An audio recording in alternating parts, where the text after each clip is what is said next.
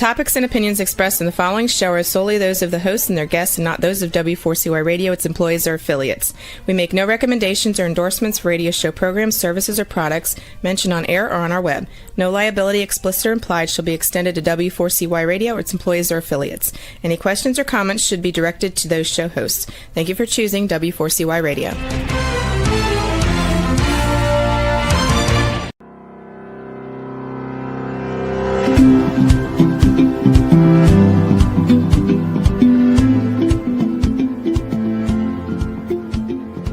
Sports for kids in America began with what we affectionately called Sandlot Ball, where kids organized their own games, made their own rules, and played until the sun went down. Then came along parents. I'm gonna get you tonight because you let me down, brother. No, I'm not. You did. I don't give what you do. You let me down. I don't care if you're gonna play 100%. I'll get you, buddy. Cry about that.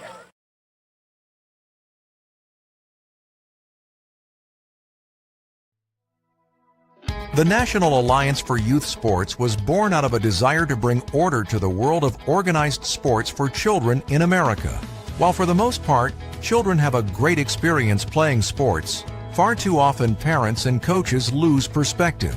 This program is aimed at bringing some of America's best experts to talk about what we can do to change the atmosphere of win at all cost and parent poor behavior to one that focuses on children having a positive learning experience through sports. Here's our host, Fred Eng, the founder of the National Alliance for Youth Sports.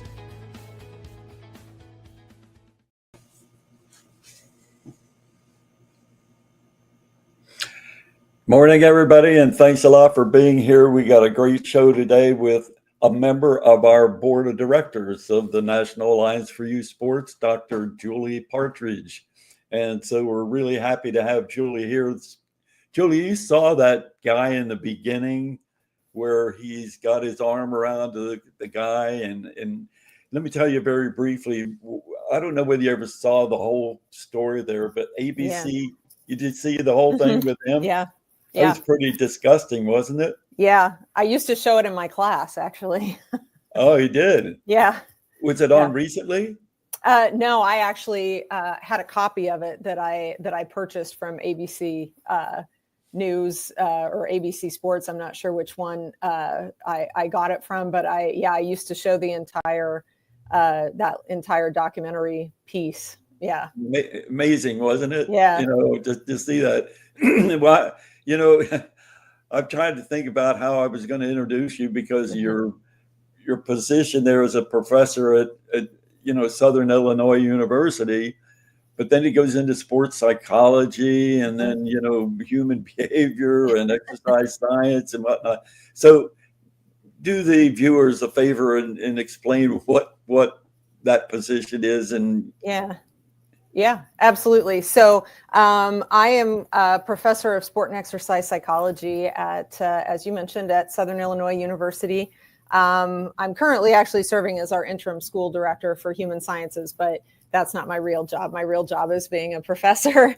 I teach courses in sports psychology, both at the undergraduate and graduate level, like applied sports psychology. So how can we use these principles to perform better? I also do teach, some exercise psych, kind of based more in like what can we do to be more like change behaviors related to just exercise. And then I have in the past, I haven't recently, but have also taught in like motor behaviors, so motor learning, motor development, those areas.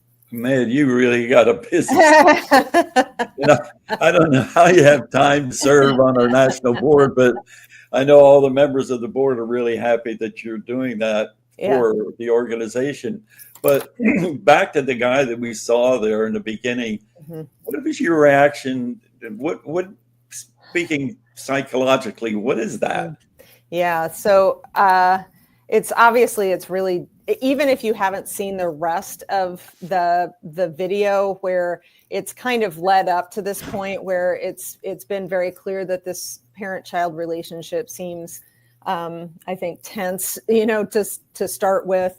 And then it sort of culminates in that part where you're watching, this person who is supposed to be, caring for their child and that sort of thing is making, some pretty strong threats. And even though he's mic'd up and you would think that he's kind of aware of the fact that that's going to be recorded, like he's kind of whispering and saying these things about, I'm going to get you tonight because you let me down. And again, and when you see the entire clip, the thing that he's mad about is that his son didn't feel like he was giving full effort during warmups. That there was a ground ball hit to him that he didn't think that his son had made a good effort at trying to get. So the reaction feels very outsized compared to what actually happened there. Yeah.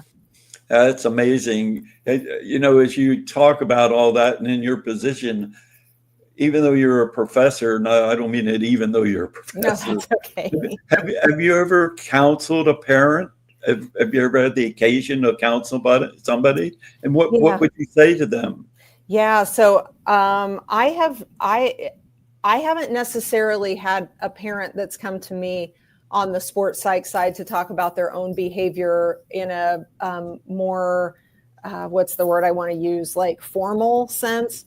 But I have coached youth sport before and have had conversations with a lot of parents, and even ones that even up through like the college level, going to watch games here, knowing who some of the parents are of players that I'm watching, and having them kind of talk sometimes about like, oh yeah, I used to get really fired up about things, or I had to figure out how to calm down, and having those conversations with, parents of players that I've coached before.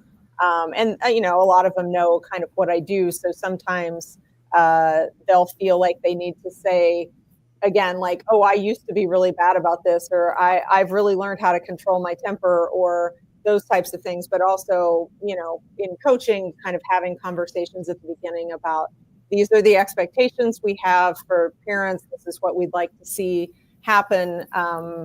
I think is an important one, but also not always an easy conversation to have, because a lot of times people don't realize what behaviors they're engaging in until somebody maybe has to point something out. Yeah. I mean, in my 40 years of being involved in all this, I've probably heard 100 to 500 stories. Mm-hmm. And the one that sticks out a lot to me is that I used to bring together all the national organizations like Little League and Pop Warner and all of them. And we had a conference, and they're all talking about this issue of parents and their parent behavior. And this woman that was there raised her hand, and I never forget it. I'm thinking, she was the wife of the editor or publisher of a youth athlete magazine. Uh-huh. And I'm thinking, oh, what's she going to say? I mean, it was great to have her there, but she was just sitting in and raised her hand. And she started talking about being at a game with one of her kids, and the umpire comes over and says to her, "You're going to be out of here. One more comment from you." She's like, are you talking to me? What have I done?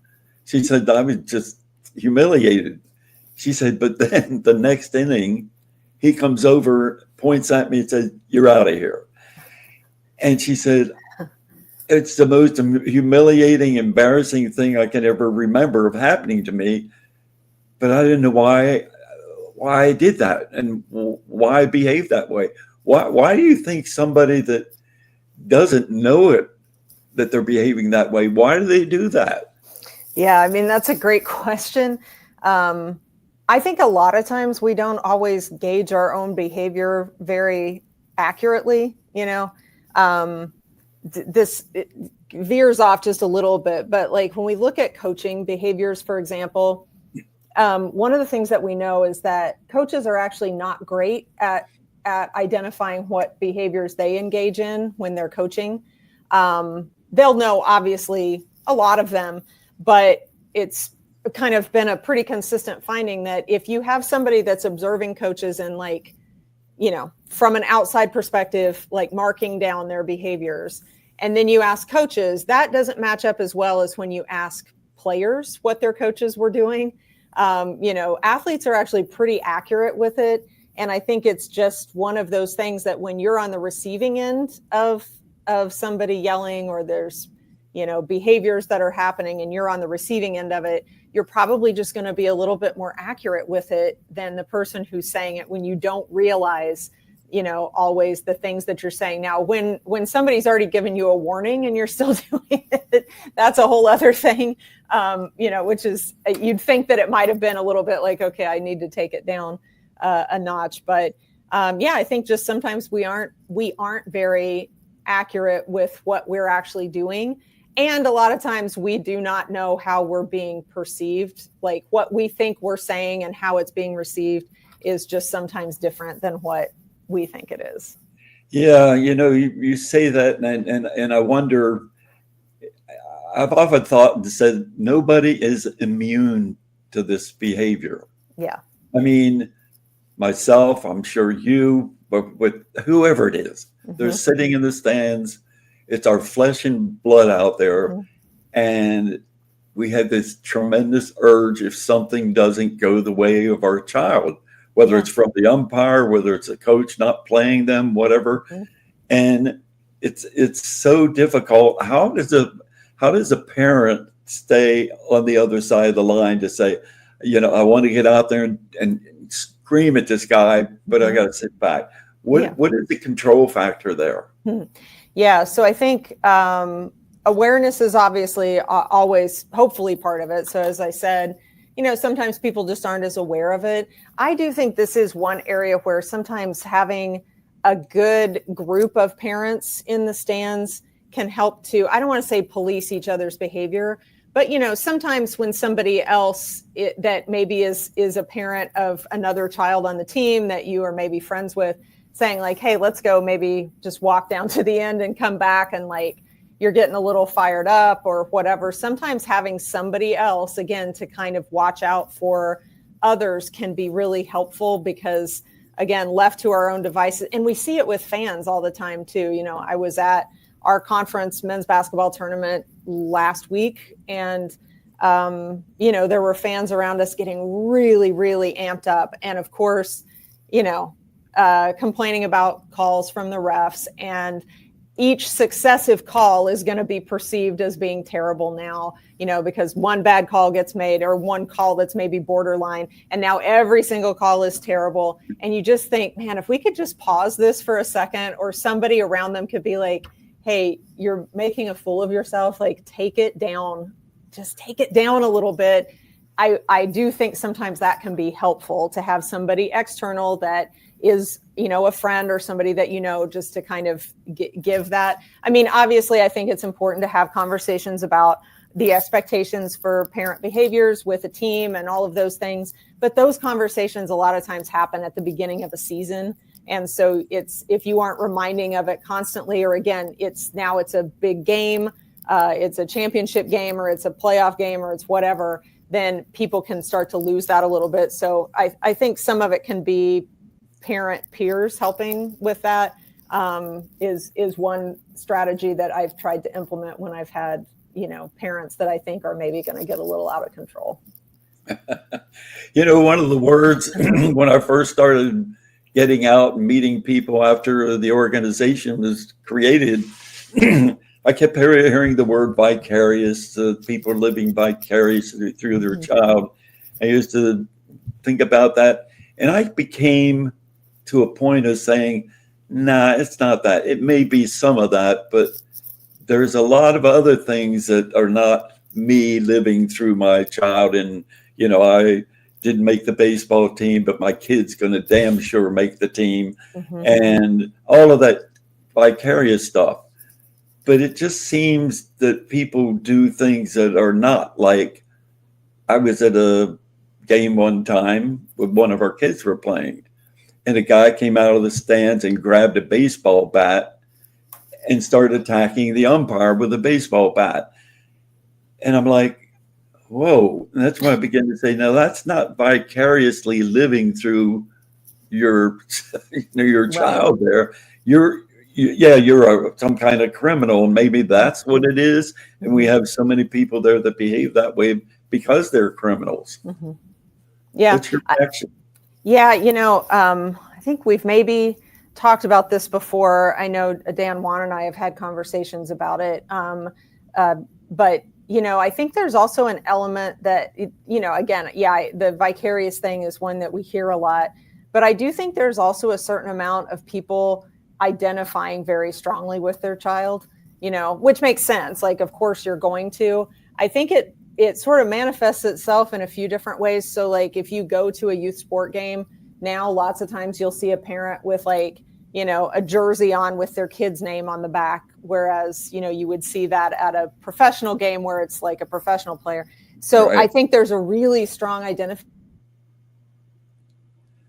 with a team. They sometimes react aggressively if they perceive that, the team is being treated unfairly. And I think, there's a strong identification there. It's not about like, well, I'm being thwarted in my, dreams because my kid got called out, but it's like you're treating my child unfairly. And that's basically the same thing as treating me unfairly. And I'm not allowing that to happen. So yeah, I think there is something to that there's just such a strong identification there that anything that happens to the child, any unfairness, any perceived slight, any whatever, is met in much the same way that sometimes sports fans react to a bad call with a team that they follow. Yeah. So I know you're busy with 100 other things you got to do when you leave here. So I only have one more thing I want to ask you to react to. Okay. With the Alliance, the National Alliance for Youth Sports, we have each week called a press box. And I want to show you what we do, and then I want to ask your reaction to this. So if one can show the press box.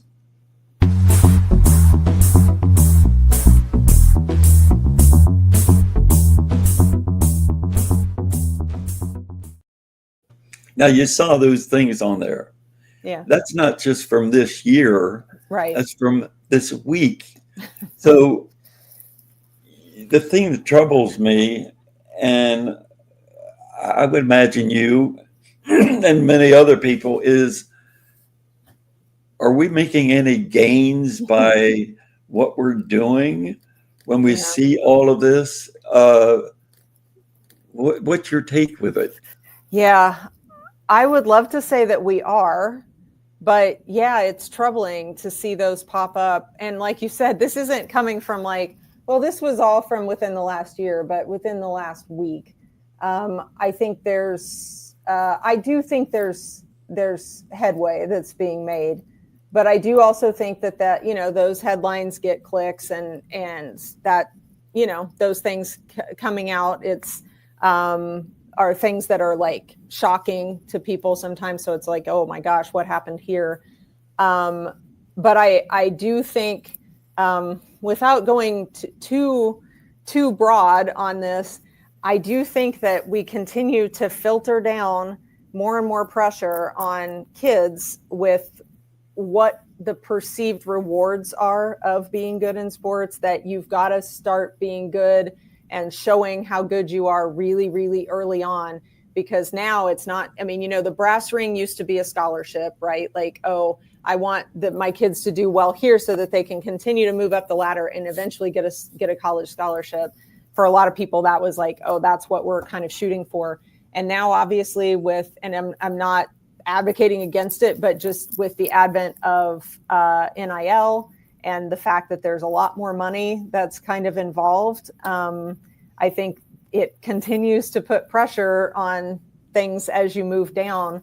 I don't know if that's a reason why we still see a lot of this stuff, but I do feel like, that there's just this blurring of like, this is youth sport. This should be skill development. This should be for fun. This should be for them to learn whether, do I even like this sport or do I want to try a different one? Let me find something that matches for me.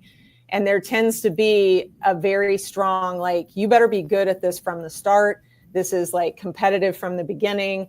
Like, and the more pressure that's applied there, the more we can expect people to react maybe not so great when things don't go the way that they want them to. So how's that for a non-answer? But I like to think we're making strides, but I do think there continue to be forces that make that youth sport realm still a lot of pressure for kids. Yeah. And Yeah, kids. while you're saying that, I keep going back to the very beginning, and why I got into the whole thing is because of saying, pardon me, why isn't anybody doing anything about this? And of course, after we came along, we, the National Alliance for Youth Sports, then thankfully a lot of the national, almost all the national organizations have some kind of training and introduction to coaches. But it's got to go more than that. And so I will leave you with this saying, there's so much more that we can talk about, and I sure hope that we can get back together in one of the future episodes. So with that, I'm going to let you go and get back to work doing great work you do. I'm sorry. Thank you. I'm sorry that I couldn't stay on longer. It's the week after spring break, and so everybody wants to has a meeting for me to be at, unfortunately, on campus. So, but I very much enjoy the opportunity to talk, and absolutely, let's do this again soon. All right, Julie. Thanks so much. Thank you. That's Dr. Julie Partridge, Southern University, and very knowledgeable in this whole area. So I want to thank everybody for being on again this week. And next week, we've got another guest, former hockey player, who's going to talk about some really interesting things about violence in youth hockey. So join us then. This program is sponsored by SurDerf Publishing in the interest for better sports for kids. Better kids for life. In this best-selling book, a child, while failing to live up to his father's expectations, is shamed and humiliated beyond belief. He vows to never allow his own son to face the same.